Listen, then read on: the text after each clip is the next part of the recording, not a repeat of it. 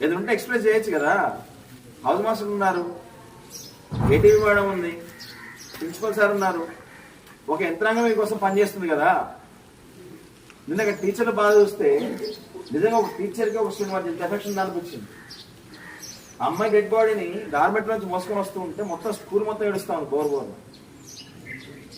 అంత affection build చేసుకున్నాం మనం ఒక డిజిటల్ ప్యాటర్న్లో. Teacher has their own sister, teachers treated their own daughter. అంత బాండింగ్ ఉంది. టీచర్ అందరూ ఒకటే మాట, అరే ఈ అమ్మాయికి ఉన్న సమస్య మాతో చెప్పుకుంటే బాగుండేది కదా, మేము ఆమెతో ఫ్రెండ్లీగానే ఉంటాం కదా, ఇంతమంది ఉన్నాము, మేమందరం ఫెయిల్ అవుతాడు కానీ వాళ్ళు బాధపడుతున్నారు. అట్లాంటి బాధలు మీరు ఎవరు కూడా మామూలు మిగల్చద్దు, ఓకేనా. గవర్నమెంట్ మాకు పైసలు ఇచ్చి మీకోసం పని చేయమని చెప్పి పని చేపిస్తుంది మాతోటి. మేము పనిచేస్తాం నిజాయితీగా.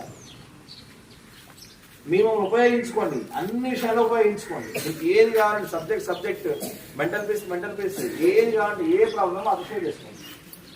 ఎవరు కూడా స్ట్రెస్కి లోనైన ప్రాబ్లమ్స్ ఏ ఏదిలో ఉన్నాయని అనుకుంటున్నారు.